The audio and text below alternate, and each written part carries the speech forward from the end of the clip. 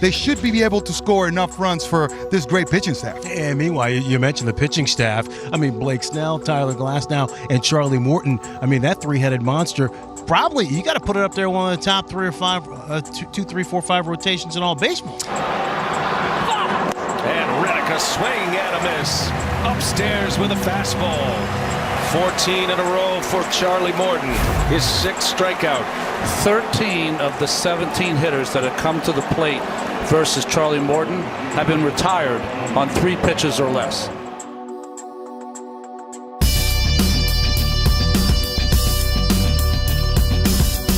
This makes them scary.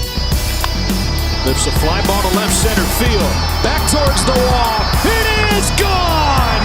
Mookie with another 3-home run game! This makes them even more formidable than they already are. Here's a high fly ball into right. Back is Betts on the move, on the track. He's got it! To end the inning.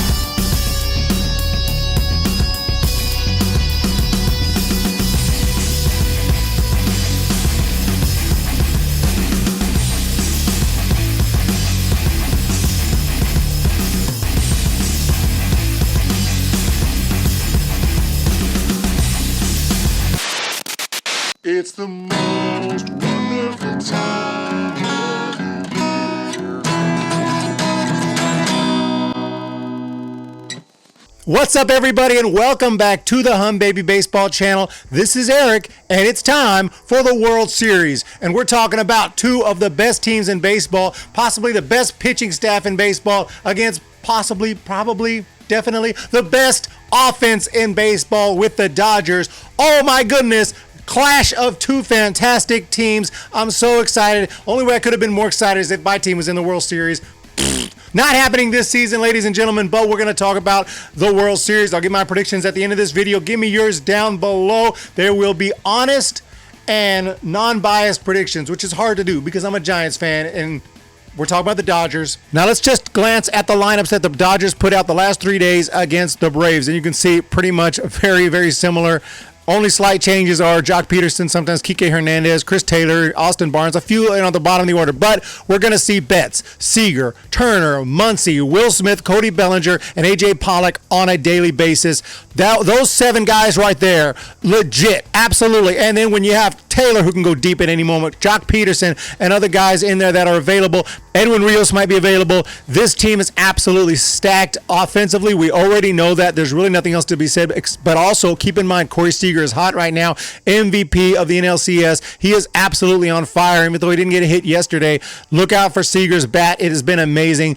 I mean, just Will Smith has been swinging a hot bat. Will Smith has worked out for the Dodgers. He is a big league catcher, absolutely all-star caliber, one of the better catchers in the game already. Will Smith is legit. We saw what Cody Bellinger can do. We already know what he can do. He's only a freaking former MVP, but we saw what he could do yesterday. If you throw a ball in the wrong part of the strike zone, it's going to go a long way. So this lineup, there's nothing, I'm not going to spend a lot of time on it. We know what we're dealing with here. What about the Rays, though? Now, the Rays also, what a pickup. Randy Arozarena, I'm actually getting comments on my old Arozarena video when the Rays signed him. I don't remember what I said, but I'm pretty sure I said that this is a really good hitter because I liked him when he was with the Cardinals, and I'm pretty sure that I gave the Rays the edge on that deal because I loved Arozarena, and I love him now, and he has proven to be even better than I thought. He is absolutely sick. He can rake. I mean, he is incredible. So the Rays have that going for them. Margot with power. Brandon Lau, Austin Meadows is great. I mean, a great hitter. Solid. G-Man Choi. I mean, it's a very good lineup. It's a very solid lineup. Sunino has power. I'm not saying it's not a good lineup, but obviously offensively, the Dodgers are going to have just a pretty big edge here. I mean, there's just no way around that. Tampa Bay Rays are going to have to find a way to score some runs off of those Dodgers pitchers. Not going to be easy. I will mention, though, this a lot of great defensive players here. So the Rays definitely have a great defense. I don't think defense is going to be the big difference maker, but it could be something. It could be something to keep an eye on. Obviously, it's not like the Dodgers can't catch, as we saw with Mookie Betts, and they have obviously Bellinger. They have basically two center fielders out there who are both really good outfielders. But you got to give the Dodgers the edge there with the lineups. But even when a team has an edge with a lineup, if they have an edge with the rotation, then all of a sudden those lineups match up better because your pitchers are dominating more. just saying if that's what happens, if the Tampa Bay Rays pitchers are able to dominate those Dodgers lineups, then all of a sudden the lineups become more balanced, even though simply man-to-man, yes, Dodgers have the advantage offensively, but we got to look at the rotation and who's going to be out there pitching, because that affects the offense, obviously. And the Rays have, as you heard at the beginning of this video, Morton, Snell, and Glasnow. I mean, that is freaking sick right there. And Ryan Yarbrough is available if they need him. John Curtis started a game against the Astros. This guy is legit. He can pitch. John Curtis is not someone, I mean, he's got a 1.8 ERA in 2020 over 25 innings, got 25 strikeouts. He only started 3 games. I'm just saying, the Rays have options. And with 3 bona fide all-star type pitchers who are just absolutely excellent at the top of that rotation, the Dodgers offense is going to have a lot to deal with. But we're talking about 2 of the best teams in baseball for a reason. Walker Buehler, Clayton Kershaw, Dustin May, Tony Gonsolin can go. Both of these teams have deep rotations. The Braves had a little bit of issues. They had to throw relievers out there like AJ mentioned, and they did well. They did very well. They did excellent, actually. But it should be noted that both of these teams have deeper rotations than the Braves. They are going to be able to send someone out there that they're going to have confidence in pretty much every night. But man to man, I think the slight edge goes to the Rays, but it's unbelievable that it's only a slight edge because Kershaw's had a great season. We know about his postseason troubles, but hey, it's a new season here. Doesn't mean he's going to struggle here. If used right, I think he'll be all right. I mentioned Dustin May. He got pulled a little bit early. I don't know what's going on there with Dustin May. He couldn't find his spots. He was struggling a little bit, but hey, the Dodgers were so deep they went ahead and pulled him, and they still pulled it off. They have a lot of options. I think that you got to give a Rays a slight edge with the starting rotation, but it's not a huge edge. And if we jump into the bullpens, both these teams are pretty much elite, and the Rays are deep. The Rays have Fairbanks. The Rays have Anderson. The Rays have Diego Castillo.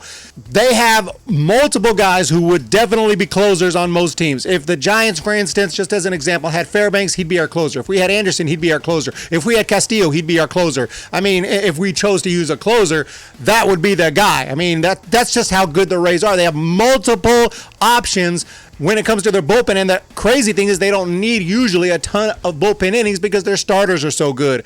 So you just have to face the facts. The Rays pitching is just superb. That's how they went 40-20 in the regular season. Not with that lineup. It's a decent lineup, but it's with the pitching. Dodgers also have a very good bullpen. Been a little bit of issues there with Kenley Jansen. We don't know what's going on, but he's looking decent lately.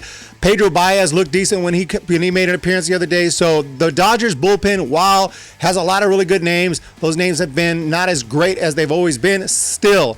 And that includes Joe Kelly. But still, the bullpen has been clutch recently. And they picked up Blake Trinan, which was considered to be a small, like, off-the-radar move. Like why, remember off-season, like, Dodgers, like, why aren't the Dodgers making any big moves? Why aren't they signing anybody? Like, first of all, they already had a super team, and they were waiting to try to get the Betts deal done, which they did. And they also picked up Brusdar Graterol in that deal, who is also a sick arm out of the pen.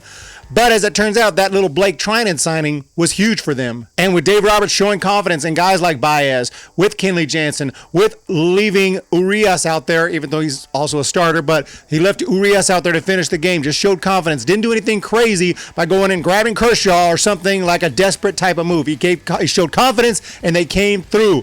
I like what Dave Roberts has done for the most part this offseason, and it's scary as a Giants fan because I think the Dodgers might be in a position to take it. That being said, I will give a slight edge to the Rays, even in their bullpen. I think the Rays really do have a slightly better bullpen. Slightly, that's arguable, but I think I would rather take the Rays bullpen and the Rays rotation ever so slightly over the Dodgers. But the problem is the Dodgers lineup is not an ever so slight advantage. It's a pretty big advantage, and not just over the Rays. It's no disrespect to the Rays. It's an advantage over almost every team in baseball.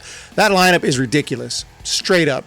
That's why I said the Padres might be the only team, because I thought the Padres lineup was also very potent and was very close. The problem with the Padres, of course, is they lost their 2 best starters, and they really had no chance after that. But all that said, matched up, if the Rays starters and bullpen pitches like they pitch and are able to dominate or at least keep to 2-3 runs per game or something like that, if they can do that against this Dodgers lineup, the Rays could very easily take this thing.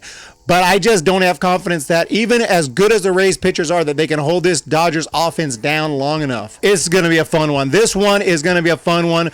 My original thought was Dodgers in 6, but I think that the Rays are getting them more trouble than that. I think this is going 7. If I had to put my hard-earned money on it and really give you guys an honest opinion, I think the Dodgers have the advantage in this series, and I think that this is their year, that they're finally going to get it done. Brings me no joy to say this, but I pride myself in being honest and being unbiased as much as I can here on the Humm Baby Baseball channel, and I will pick the Dodgers to take this World Series in 7 games. Last year I got it right. I picked the Nationals in 7 before the World Series, and that's exactly what happened.